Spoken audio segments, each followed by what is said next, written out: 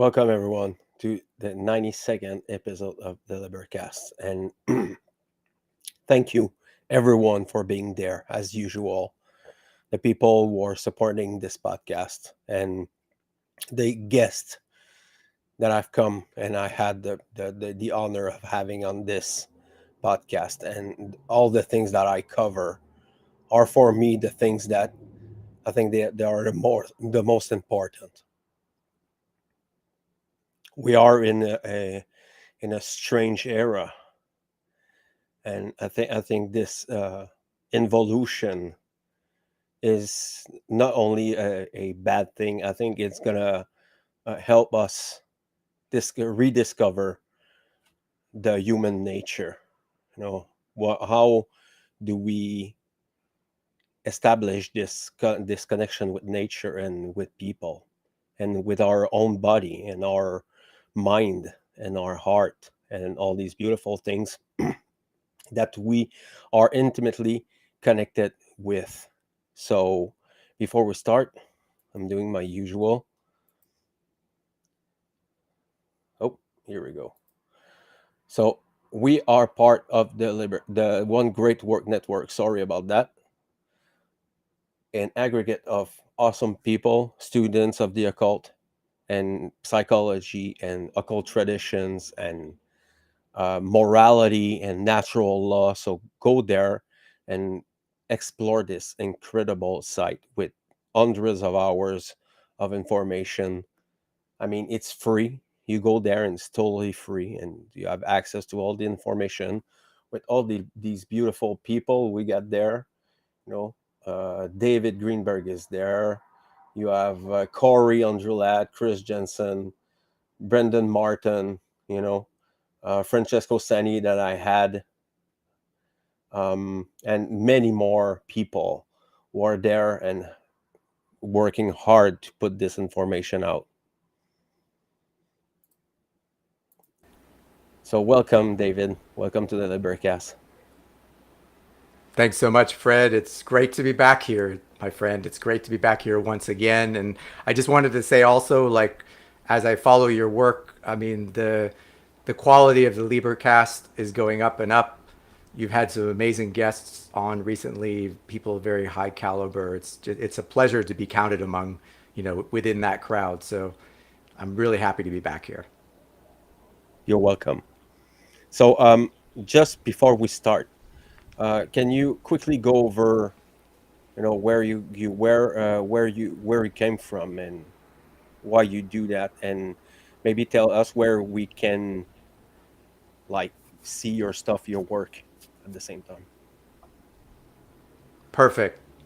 Yeah, I mean, and this is going to dovetail very well into some stuff we're going to talk about tonight.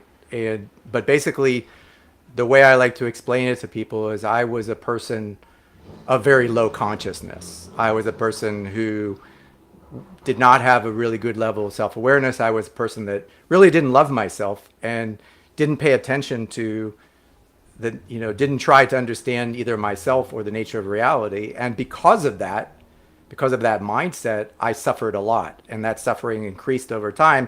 So I had like the false version of me where I thought things were going well in my life, but really I was like a train wreck, and I was causing myself to suffer, and I was causing suffering for others. And that continued and that continued, and it kind of reached a crescendo right around the time of the pandemic. It was very synchronistic that it really came to a head at the beginning of the pandemic.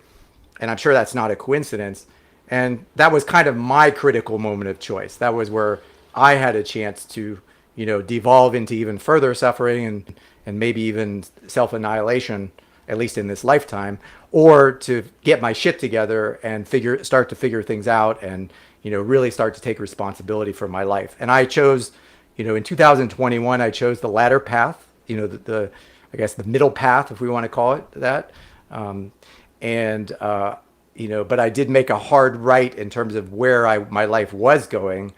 And I basically, took it upon myself to become initiated, to start to learn.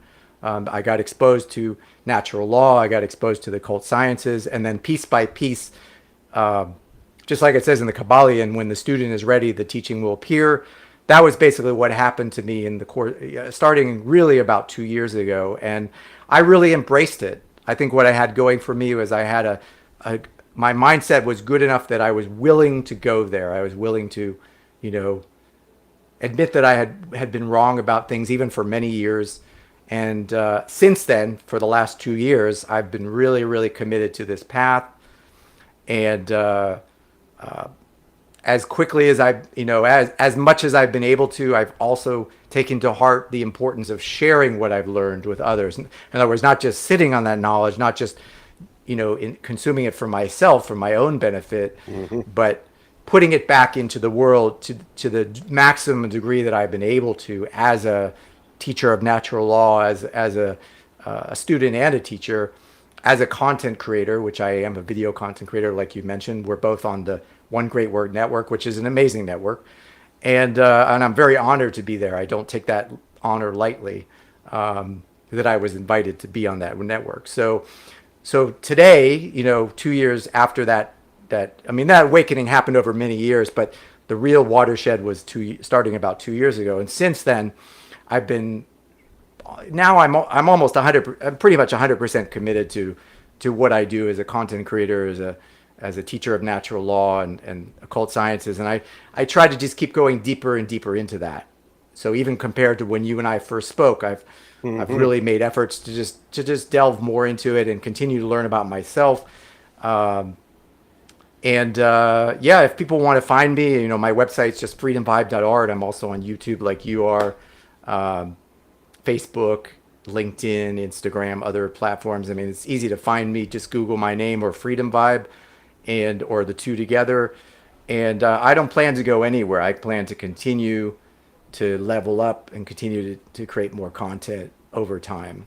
There is no, as Sethicus Boza, who's another great content creator, said, there is no arrival point when it comes to, truth, seeking truth. It's a nonstop, continuous process, and that's how I look at it. And it's a process that we can enjoy, but also be challenged by.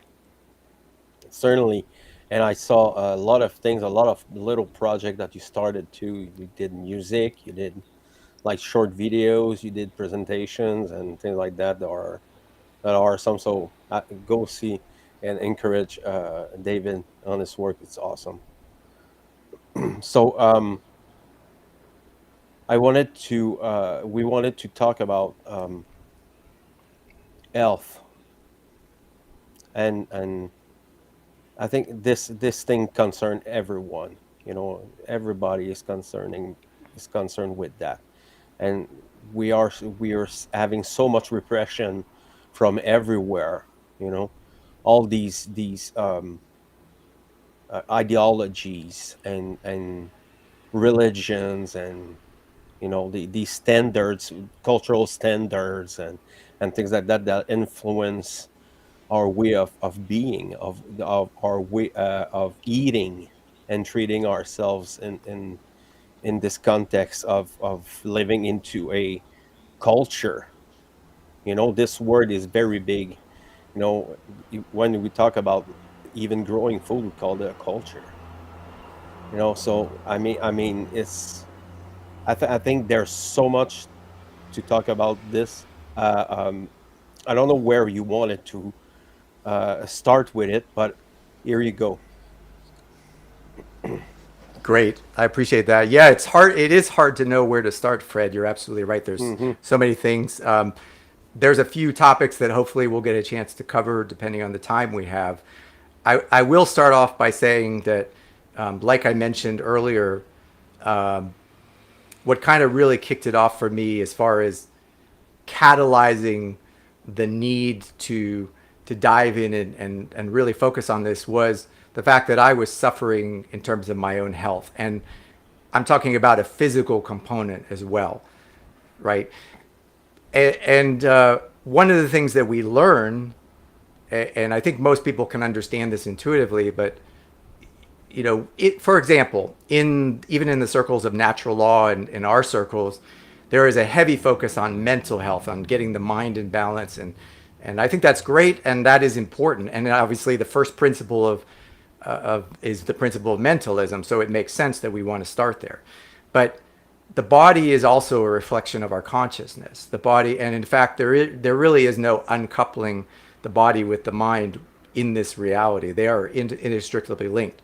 So what I came to understand is if I want to heal, I need to focus on healing my mind and my body together. And I actually had strong incentive to do this, Fred, because I was actually suffering physically.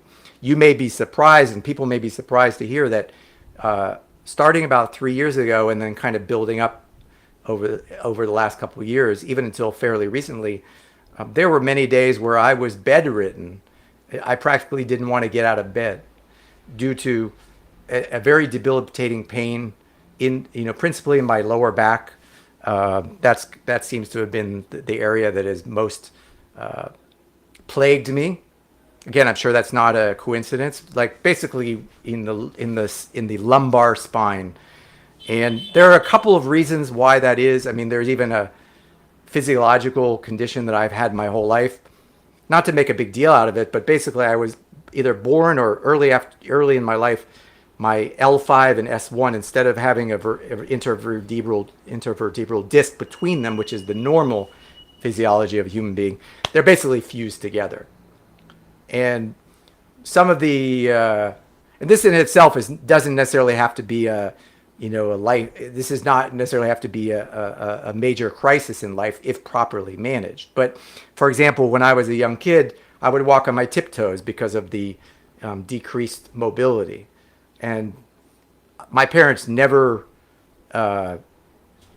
said word number one about this. Like, it's almost like it wasn't important to them. And maybe I'm not even sure they were even aware of what was going on, to try to help me to understand. Another example, I've never in my entire life been able to touch my toes without bending my knees. No matter how much stretching I do, it's physiologically impossible for me. Now, again, those things aren't necessarily bad, but what happened is due to my neglect of my body, due to what I said earlier about not having this level of consciousness where I cared enough about my health, my condition would just started deteriorating over time. And it started devolving into more and more back pain. And I would even, through exercising in ways without being conscientious about it, through my nutrition or lack thereof, it just all started to exacerbate, right? And it all ties back to not caring enough about what's going on to do the research to figure it out. So when I became a student of occult knowledge, when I became a student of natural law, one of the things that I embraced was becoming my own doctor. Basically, I need to, basically what I said to myself, I need to figure this out. Just like I need to figure out my mindset, just like I need to clean out the junk in my mind and basically create a healthier mindset. I don't need to go look for, morphine or medications to get myself out of this situation. I need to manage this myself, figure out what I can do to the best of my ability, and determine if and how I can heal myself and optimize my health. And that's essentially what set me off on this journey to figure this out. And I've been able to figure out a few things that have really gotten me out of bed and gotten me more mobile. And I'm not saying in any way that, it's, again, just like what I said earlier, there is no arrival point. It's just a process of improvement. So health is also a process of improvement. But I've been able to figure out a few things, and that's what I'm hoping to share tonight. A few strategies, a few maybe what people call biohacks related to, the things that I wanted to talk about tonight. I'll just mention them. Dry fasting, which has been an amazing strategy. Maybe we'll talk about that first because it's such a powerful paradigm. Nutrition in general. Grounding or earthing. We'll talk about that if we have time. EFT, which I think is, again, something that a lot of people are aware of. And related to EFT, acupressure. So those are 5 things. We may or may not have time to talk about all of them, but whatever we have a chance to discuss tonight is going to be great. And my main intention is to share as much as I can. Obviously, I'll say the same caveat that we all say, don't believe me. I'm going to speak very authoritatively within the context of myself, of what I've come to learn. But that doesn't mean that I'm an authority for you. All it means is I've figured out certain things for myself and I'm sharing them powerfully with you and hoping that you'll go do your own research. And obviously, if Fred or I or anyone can help you figure out how to do that research, we're going to provide you with the best information we can. But it's not about believing me or not believing me. It's just about, taking the information. If you're someone that is suffering or wants to improve your health, then there's almost certainly something here for you. I mean, there's fundamental things that we have to start with, and I think being aware of these reactions that you have when you have your, let's say you eat something, and what is the response of your body, and what and these things there, it's the basis of everything. Eating, it's the base of everything. It depends on what you're putting in on your body and in your body. Or what you're not putting in your body. Yeah, exactly. So Exactly. so the dry fasting, Yes. I mean, this has been a total level up. Hmm. Let me just say, from a psycho-spiritual perspective, if dry fasting is going to really lead you to face yourself. Let me just say that straight up. It's a deeper work. It is a complement to shadow work. It is a complement to facing the self, because it's going to require discipline and willpower, something that we all can benefit from cultivating. And it's amazing. The benefits are amazing, because if they weren't, it wouldn't be worth it. So, I mean, I'm here to tell you it's worth it. So what's the difference between fasting and dry fasting? Sure. So a lot of people are familiar with fasting. It's a very well-known paradigm, especially in these circles. Many people, I think, myself included, when they think of fasting, mostly think of fasting meaning abstaining from eating any kind of foods, whether solid or liquid, but perhaps continuing to drink water, and in some people even allow themselves other types of liquids depending on the fast. So what's happening is in these types of fasts, the digestive system continues to operate, and that's really important to draw a distinction. Hippocrates, thousands of years ago, he made an observation. He said, and I don't remember the exact quote, but basically his observation was, as long as you continue to activate your digestive system and consume things, healing does not happen, healing of the body. And again, that's not an exact quote. Go look up the quote, but that's the essence of the message. If we look at animals in the wild, or just animals in general, instinctively, what is something that happens? If an animal receives a serious wound or a serious illness, what's the first thing they do? They go and crawl up in a corner, they refuse all food and all water, and they shut down while their body heals. And in many cases, if it's not a completely life-threatening injury or illness, they will recover. In fact, often miraculously. It will just take some time. So dry fasting, what it means is we're not putting anything down our throats, basically, to put it crassly. Not a drop is going down our throat. Neither food nor water, nothing else. We're literally pausing. We're putting a hard pause on all of our digestive activities, right?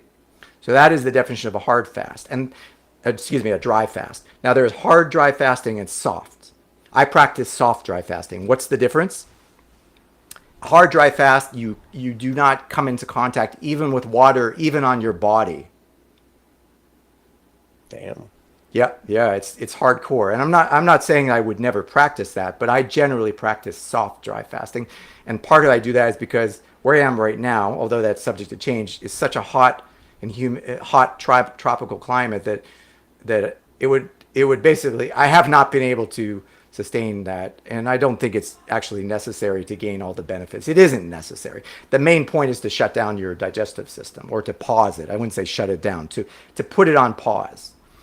So a soft dry fast means you can still bathe in water, hopefully clean fresh water, maybe natural water, Hopefully not water that's too chlorinated if you can avoid that. You could still take showers. I like to take cold showers, and so forth. You could even brush your teeth as long as you don't swallow, according to some practitioners. But you're not swallowing anything, no liquids, not even water. And dry fasts, we all dry fast every night, unless you're constantly waking up and drinking water in the middle of the night, which I unfortunately used to do until I figured out it's not a good idea. We're all dry fasting at night, and that's why the maximum amount of healing happens during the night. But it's only generally a 6 to 8 hour window, so we can gain a benefit, but it's not the benefit you can gain from dry fasting for longer times, which you can.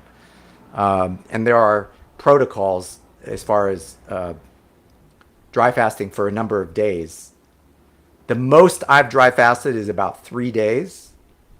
And the protocols that I study and aspire to embrace, they are generally 7-day dry fasts. So just to give people an idea of what we're talking about. And I have not yet been able to sustain more than a 3-day dry fast because I'm still learning, and it is a practice.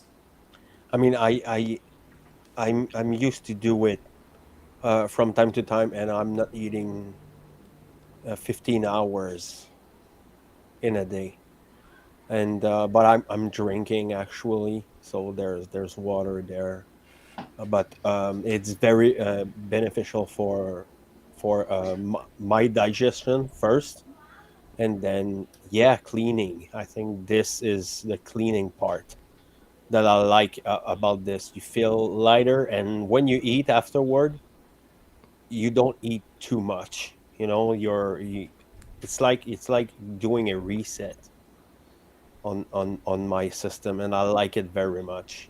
We're here in the West. We're too much. We're eating too much for our needs because we're staying at the same place. I mean, we don't go from a region to another region and then so on. So we're very how do you call that when you stay always at the same place? I forgot the name, but Stagnant, when we're stagnant. it's not stagnant. It's more like a permanent place where you live. Stagnation is when you're doing nothing. Uh, I mean, it's somewhere where you rot. But I wouldn't consider that.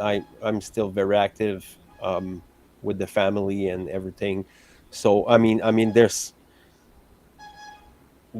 things that most people who won't be able to do it.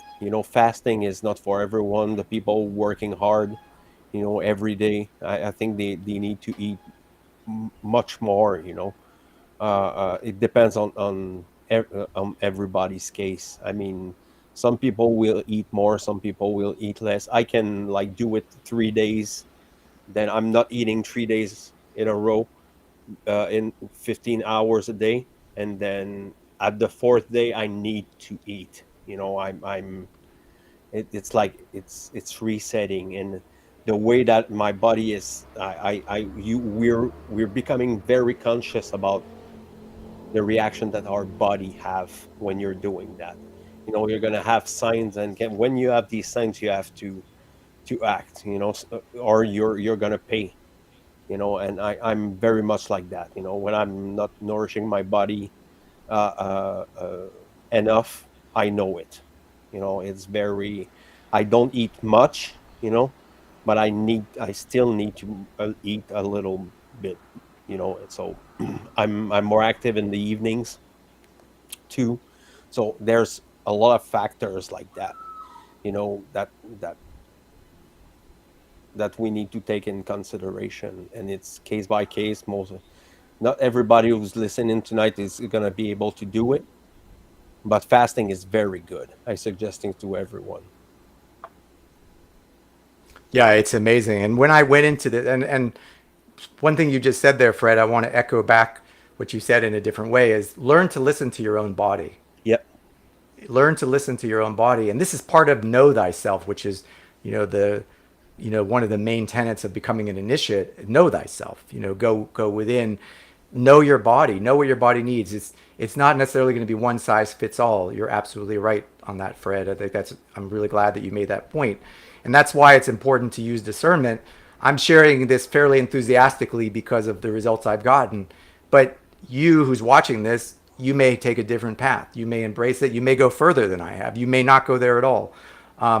What I can say though is that it's when you decide to embrace it, if and when you decide to embrace it, it's a real deepening. You're going to meet yourself. You're going to meet a truer, deeper version of yourself. Because what I started to say a minute ago is when I started, my motivation was principally to end the suffering and physical suffering, principally. But what I discovered along the way, which I was not necessarily fully cognizant of in the beginning, was the spiritual, psycho-spiritual aspect of leveling up and the complement to shadow work, the complement to going deep within my own psyche, becoming aware of what I was still struggling with. Because dry fasting, in addition to the specific health benefits that we can talk about, things like autophagy, stem cell generation, these are amazing physiological benefits that we should talk about, because physiologically we can regenerate our bodies. It takes a certain amount of time and discipline to get into that. But even from the first minute that you say, I'm going to dry fast, and then even the first hours of consciously doing it, you're gaining a benefit physically, yes, and mentally, psychologically, in terms of, building up your willpower, in terms of, activating a level of consciousness that you may or may not have activated. And the only thing I could say is if people, again, we all dry fast 6 to 8 hours a night, assuming people don't eat or drink during the night. So you can start by saying, I'm already dry fasting. Now, what can I do to, for example, double that and do 16 hours? So in other words, 8 hours, and then maybe instead of immediately eating, or, maybe instead of eating at the end of the day, we carve out an additional 8 hours of dry fasting. It's not the entire day. You still have an 8-hour window to eat and drink and be merry.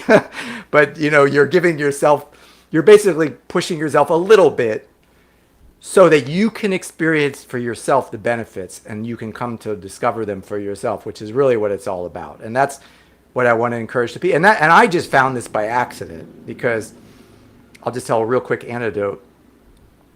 So as I mentioned, I've already done 3-day fasts a couple of times, but they were typically, where I was still drinking water, sometimes coffee, but I would try to just stick to a little bit of water. And just by coincidence, or maybe not, synchronicity, I was actually almost over the 3-day limit. 24. Yeah, I was almost over to the 3-day limit.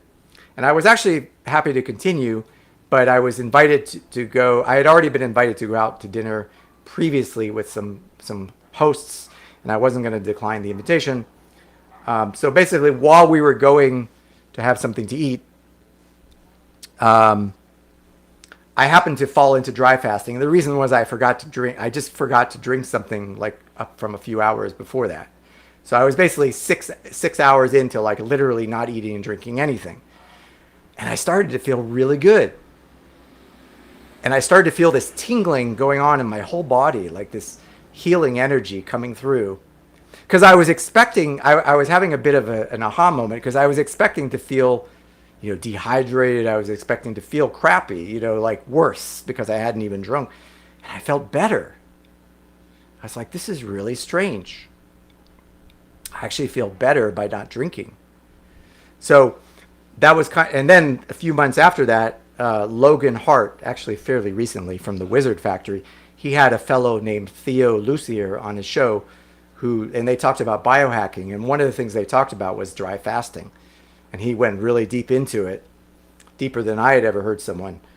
And that led me to explore the work of August Dunning, whom he recommended, who's a multi-year practitioner of dry fasting. And he actually has a protocol called the Phoenix Protocol, which I recommend people either read the book or watch his videos on YouTube, August Dunning. And I was like, wow, like it just, my eyes opened up wide. My mind was I was captivated, Fred. I was like, I had to embrace it. I had to at least give it a try. I mean, the I we and as I said before, I mean, there's habits that we inherit from this culture, from our family. And I remember when I was young, there was no fasting at all, and I didn't know anybody who was doing it.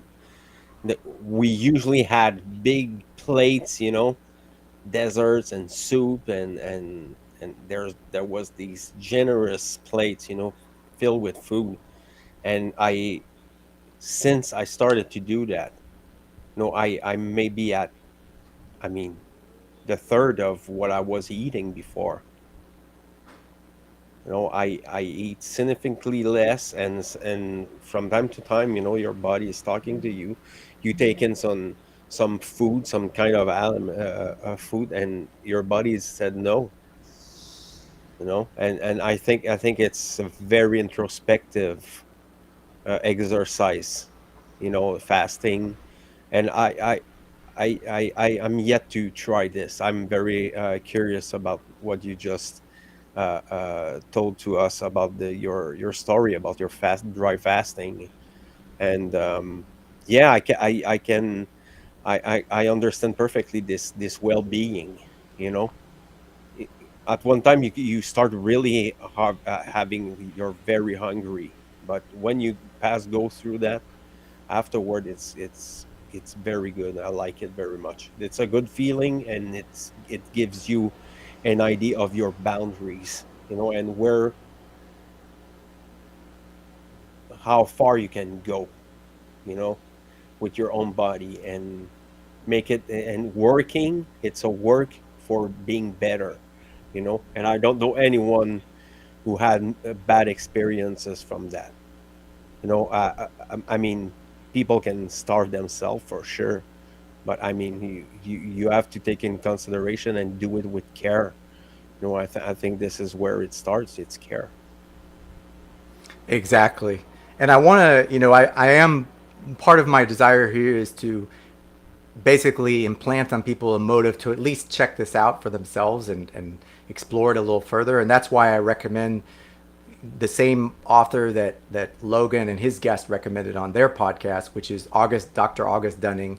He's not an MD, but he's 100% dedicated. He's still making YouTube videos today about the topic. He's written a book called The Phoenix Protocol. So you can think of rebirth. And he continues to create content. So whether you like to read a book, which I recommend, I've read his book twice already. So it's important to understand that there are physiological benefits to this. So for people who are looking for healing, I'll just briefly mention the highlights and then leave it for people to go do this research. But these are amazing benefits, so they're worth mentioning. The first is when you stop all digestion, including food and water, after a short period of time, your body starts to immediately go into healing mode. Again, this happens every night when we sleep. One of the first things that happens are processes called autophagy, AUTOPHAGY, which literally means self-eating or eating the self. Basically, what happens is your immune system, vis-a-vis certain types of cells, goes and starts to clean up the dead and damaged cells and cell parts in your body pretty much almost immediately. So for people who are not ready to go into an extended dry fast, but just want to try it for even 24 hours or 16 hours, you're going to get this benefit, autophagy, right? And this is part of the thinking behind intermittent fasting. People are familiar with intermittent fasting. Part of it is, autophagy. So this is an amazing benefit that you can get from day one, almost immediately. And you're going to feel better. Just, I do, just knowing that this is happening in my body. Like I can feel it. It's hard to explain that until you've actually experienced it. But there are things that will happen that you have to pay the price. We talk about paying the price, right? The price for the longer benefits of dry fasting, or the price you have to pay is you have to do it for at least 48 hours. And that can seem pretty daunting. And the reason is because there's a cascade of hormonal changes that occur in the body, but they do not happen immediately. They take 24 to 48 hours, depending on the person, to occur.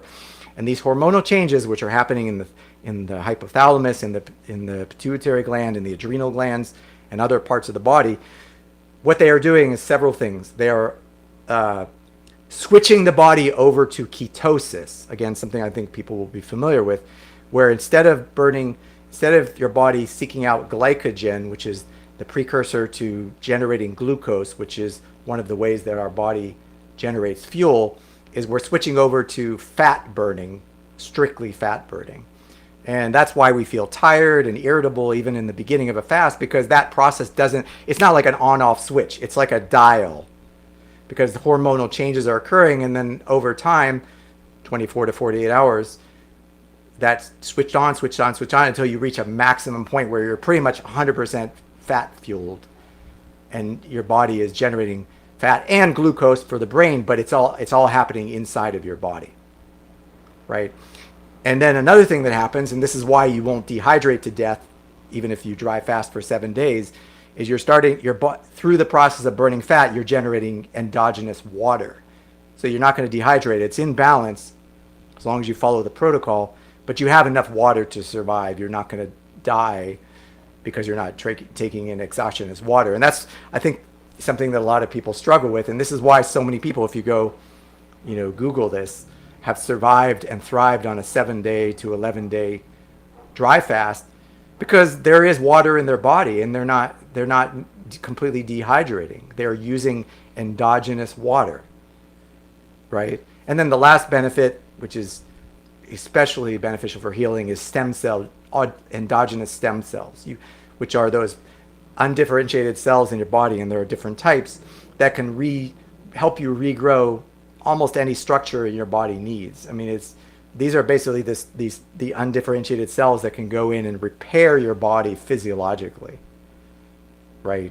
Even to bone, cartilage, ligament. I've literally feel, again, there is no arrival point, but I have felt the healing benefits of this, even though I haven't gone, strictly into more than just, starting on 3 days, because there is a healing. So imagine what happens if you go through 7 days of this protocol in terms of your stem cell. August Dunning talks about it more deeply. You'll see the science. Incredible. But I mean, you don't have to go fly to Mexico to get stem cell infusions. You can generate it in your own body. Yeah, absolutely. And I mean, it's very fascinating. I like it very much. I'm going to look into it for sure. I'm very curious about it.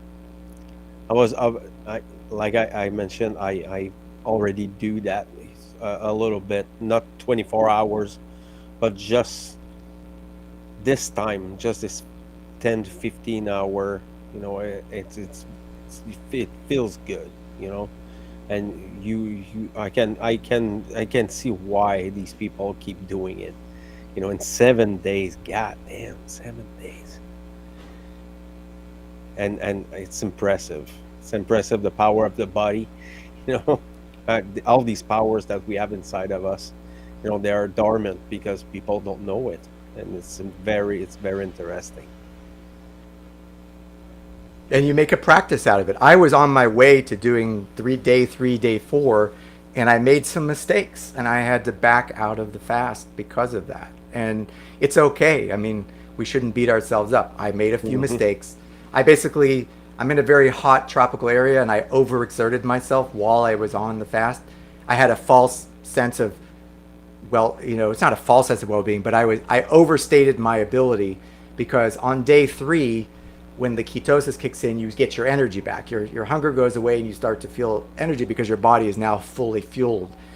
So I had a false sense that, I can just walk around and do my shit. No.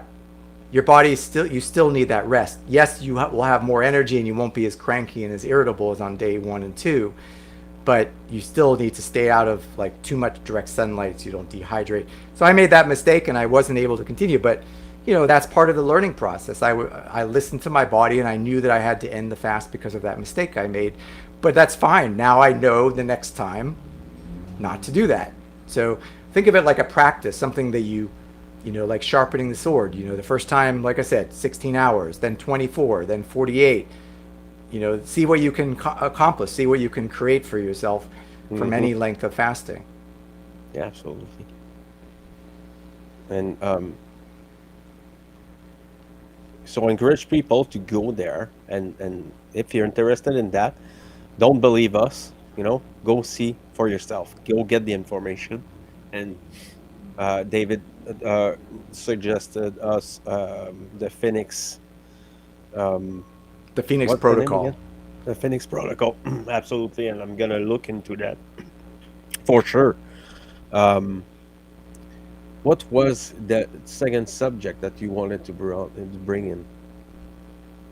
I can Yes, remember. I want to share like some of the nutritional and eating habit Yes. changes that I made, because this kind of goes together with the fasting. And I actually started working on this earlier, like even way earlier, even before I became aware of natural law, we'll say, because I was able to figure out a few things. And let me just preface this by saying, so again, really quick anecdote. When I was a kid, I was so addicted to sugar that I would go to the candy shop, and this is in the late 1970s, early 1980s, just to put this in context. I would go by myself as a pre-teenager to the candy shop, and I would gorge my face. I would pour sugar down my neck like there was no tomorrow. I mean, can you imagine the level of consciousness that one has to have? My baby teeth didn't fall out, they rotted out. And that is not an exaggeration. I am not exaggerating. My baby teeth rotted out. And I still didn't fully get the message, right? And this ties into parenting, because my parents, and I'm just going to say this, did not care enough to, guide me in that regard and pay attention to what was going on with me, to not to rule over me and say, no, you can't do that, but to say, look, son, you can keep pouring sugar down your neck, and this is what's going to happen to you now, and this is what's going to happen to you later in your life. I mean, that would be, I think, the appropriate level of parenting, is to explain very clearly in no uncertain terms, here are the consequences you're going to face if you keep this up. And you want to pay attention. And that was completely absent in my life, as was almost all raising of me, right? And I'm not saying that to hate on my parents. I'm just saying that because it's objectively true. And but long story short, my sugar addiction continued, and I struggled with this pretty much my whole life. Pretty much my whole life. And it's a wonder that I didn't develop diabetes, like insulin dependence, but I had a lot of fluctuations in my mood and my mindset and my blood sugar because of that. I mean, there definitely were consequences. And just shut the window here. Hopefully you guys can't hear that background noise. It's pretty loud here in El Salvador. We'll do the best we can. So just bear with, if you hear background shouting or whatever, just roll with it. There's nothing I could do. But it may surprise people, but I struggled with this addiction even up until a few years ago. And then I finally started to connect the dots. And I realized that I needed to change something about my eating habits. And I started to study to the degree that I was able to. I started to explore nutrition, dieting, eating habits, what that entails. I've tried a number of different diets.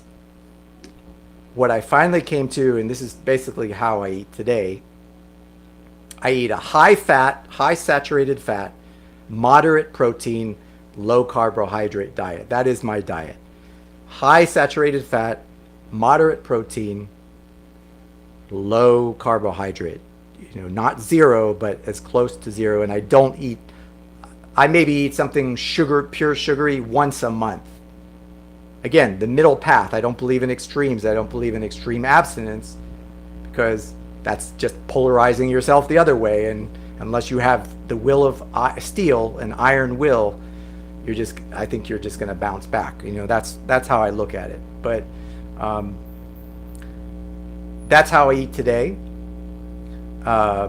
It's mostly animal products, and I eat generally within a 4-hour window every day. So you talked about, maybe not eating constantly. So this complements the fasting, because essentially I'm not hungry, because I've conquered my addiction to sugar largely. I mean, I still have the temptation. I'll always, it's sugar, it tastes great. I mean, what can I tell you? It's always going to be there. It's not about, extreme abstinence, but because I have mastered my ability to control my my own will, and not just reach for something sweet all the time, make it more of an occasional indulgence. I do love the taste of fruit, for example. I almost hardly get hungry anymore. I generally eat within a 4-hour window. It could vary depending whether it's in the morning or the night.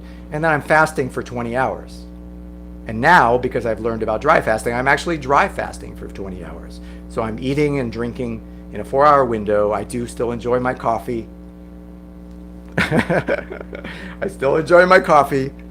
But now, instead of drinking multiple cups of coffee a day, I'm having that usually 1 cup of coffee, and then, and sometimes not even. And then gaining all the benefits. And I'm not feeling hungry. It's more like, oh, I should probably eat something. I mean, that's literally the signal that I get from my body. It's probably going to be a good idea for you to eat something now. Why don't you go do that, David? I mean, sometimes it hurts, you start to feel very bad, and this is where my limit is now, after a few hours, it feels good, but I mean, when you eat, it's like you're truly hungry, it's not like because I smoke cannabis that I'm hungry, it's because I'm really like empty. But this is very interesting in the sense that we are both having a very different diet, if I can use this word, and I think there's not a unique way of eating for everyone, and I think this is where we have to use discernment once again, where it's coming back to discernment. So where are you willing to go, to feel better, and what I want to bring up is this relationship that we have with food is very important, and the quality of what you're putting in your body, the water, the product that you put in your body, not necessarily homegrown. We have vegetables or meat that come from huge chains and corporations and things like that. So I mean, we're doing the best. The goal is doing the best that you can with the accessibility you have for different ingredients. I wouldn't, if I was eating meat, I wouldn't get my meat from grocery store. I before I stopped eating meat, we were buying it from a local farmer. So I mean, there's a lot of different ways to make it better for everyone. When you're buying local, or your vegetables, fruits, meat from the farmer, from the local farmer, then you're creating a network. We can go get your eggs there, or your vegetables there, or your meat there. So it depends on what meat you take. So yeah, it's a very general, approach to the individual. Absolutely. And what you said right there about changing your relationship to food, Fred, I like that a lot. And I can tell you I have a whole different relationship with food. I eat much more consciously now. I think about everything that I'm eating. I have a relationship with it. I enjoy the taste more. I appreciate the experience more. I value the nutrition. I can literally feel myself, the nutrition going in my body. I think consciously about where that food came from.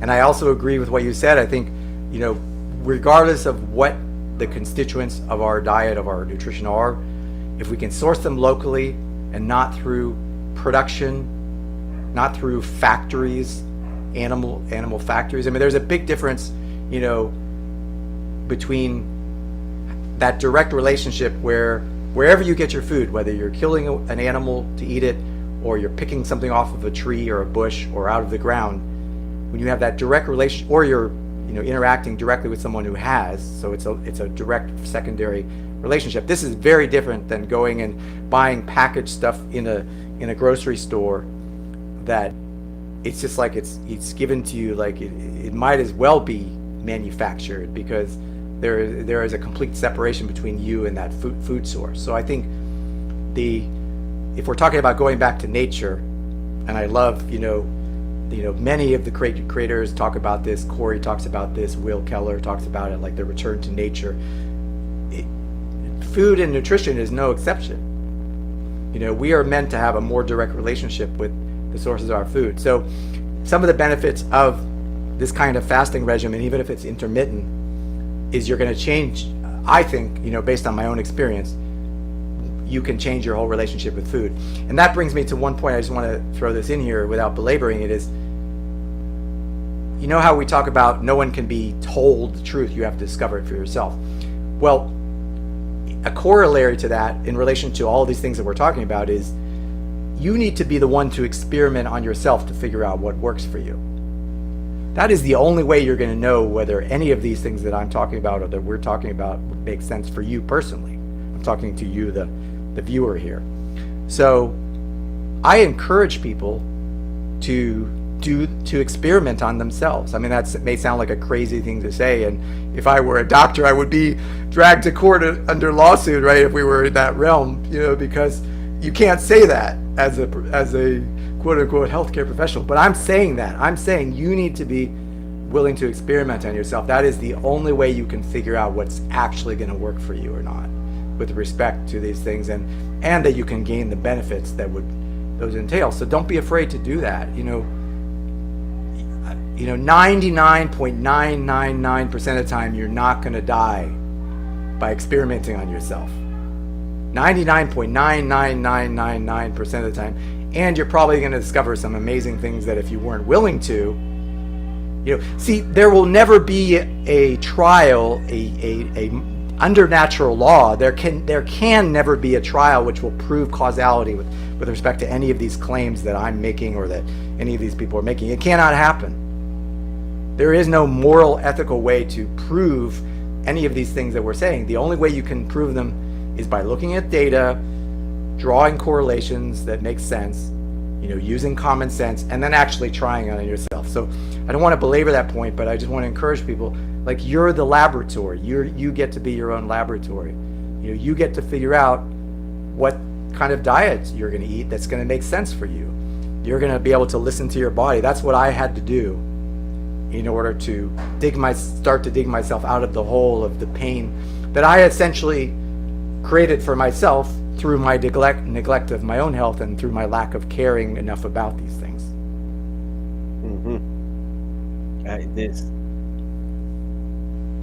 This is the mentalism and correspondence. And some people will say that food has its own vibrations. So the principle of vibration is still there. There's a lot of relationship we have with nature, this energetical connection we have with nature. And I mean, it's a perfect transition for ground and earthing. I didn't do it much. I was when I was living into the cities, you don't do it that much. But when I could get out of it and go more into the rural places, we have much more grass and trees and things like that everywhere, and just to just to be there now in nature, and you take out your shoes, take out your socks, and then you're maybe sleeping on the ground. Maybe you only put your feet. Some people will go in the water, and this is our connection. It's a direct connection with this important vibration of the earth. Yeah, I mean, grounding and earthing, again, something I can't speak highly enough, something that I would encourage every single person, who's watching this to go give it a try. See what you can learn about yourself from it. It's a very powerful practice.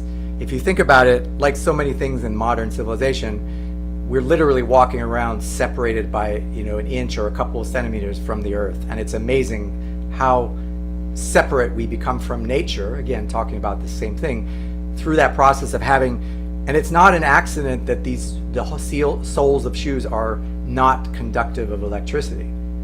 Because here's the thing, again, people will recognize the truth of this. Our bodies are bioelectric, they're biochemical, they're electrochemical. So electricity plays a big part in our bodies. We know this already. The electricity causes our heart to pump. But electricity is involved in every single aspect of our biochemistry. It's a fundamental part of who we are. Electrons are our friends. Our body is constantly humming. People know this when they go get acupuncture. They can feel the energy being activated in their body. What happens is those electrons may become depleted over time, and there may start to become an imbalance in the body. So physiologically, when we connect back to the earth, we get it's like getting a free source of electrons, like at a very basic level. And that's why I think if you even ground yourself for even 10-15 minutes, you're going to feel an amazing difference.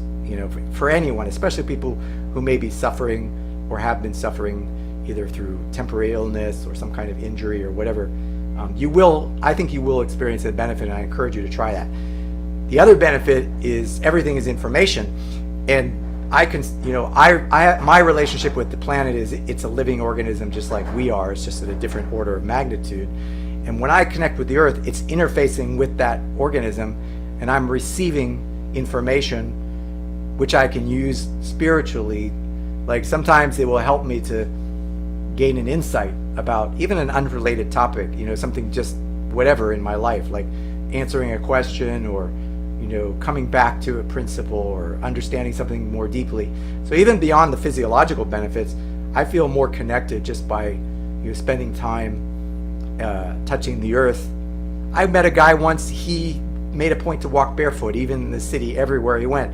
And while he didn't necessarily tout it for this reason, I think that part of it was he was naturally drawn to say, fuck that 2 inches of rubber that I'm going to walk around all the time. That's ridiculous. I'm going to stay connected to the earth.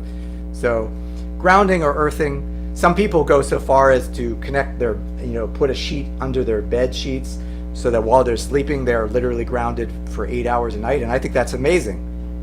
If you want to go through doing that, probably the benefits you'll get will be astounding compared to even just doing it a few, 10-15 minutes a day. But it requires no technology at all. It just requires you going out, just find a piece of, place in the earth, which is conductive. So it's not made entirely of material that doesn't conduct electricity, like glass or wood or something. And just stay connected and see what you can create. Stand or sit, just keep your feet connected. I think you'll achieve an amazing benefit, and it's so easy to do.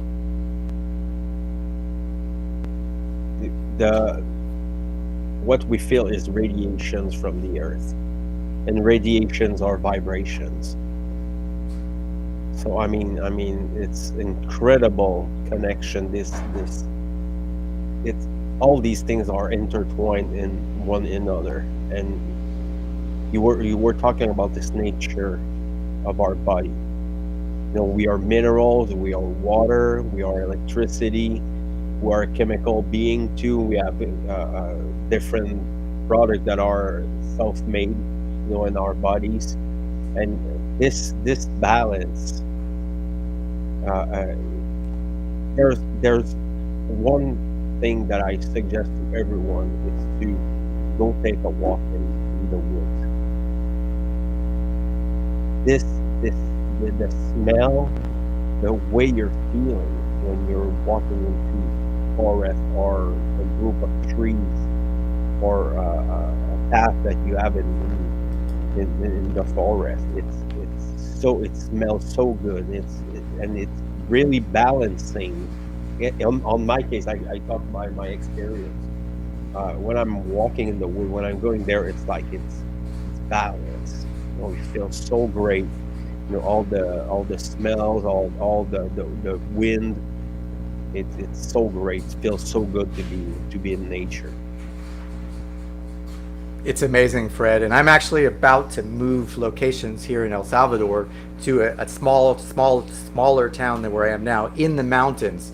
So it's going to be a cooler climate, which I'm really looking forward to because I've been suffering, admittedly, from the heat. And this town, one of the things that it's prized for is it has incredible amounts of nature all around the town. It's very accessible, like minutes walking in almost every direction. There's forest and nature. And I'm so looking forward to that. And I'm going to take to heart what you just said. I'm going to go walk in nature. I'm going to see if I can walk even barefoot for part of the time to start building up. Because obviously, if your feet the bottom of your feet are not used to, which most of us aren't, walking barefoot, it is going to be uncomfortable in the beginning because we haven't built up necessarily the calluses or even just the sensation. So, but yeah, I'm so looking forward to being in nature, and anything we can do to spend more time in nature in a natural setting is just open benefit. Your windows when it's raining outside. Yeah, all this good stuff, it's air purifying stuff. If you want more, you go when it's raining. It's even better, because you have this, the smell when it's raining. It's all good stuff. All good stuff for us, and this relationship we have with water, and I suggest everyone to go explore this. Nature as itself is a lifetime of studies, and it's no coincidence that we can influence by our vibrations, by our emotions, by the way we behave. And it has been tested on plants, that's been tested on food, onto water, so we're very, very, and we are living into an osmosis of energy. And what we want as humans, and what we're pretending to do, me and David, is to bring people back to common sense. It's simple as that. It's like, with the people who are living into big cities are very different from people living into the rural place, and it's no coincidence. This detachment from nature is very it changed us, and it's no coincidence, and I'm having the chance to have access to forest and things like that near home. Beautiful places, mountains, beautiful place, and it's filled with nature, animals. I take care of my little birds, outside. I like them very much. They're helping me when I'm waking up in the morning and I'm going outside, and I see them, and they're coming very close, and just that it feel like weird, but nature is very powerful when you understand the depth of this connection with it and our own nature at the same time. And this is an all other subject that we could talk about, the nature of human, and why is it so beneficial, as within as without, the principle of correspondence, right? That's what we're talking about, getting back to our nature and nature itself. Nature is truth, and it's very simple, just said like that, It's almost incredible how simple it is, but people don't understand it. And we are them. We are this. We are nature. So it's always something to think about.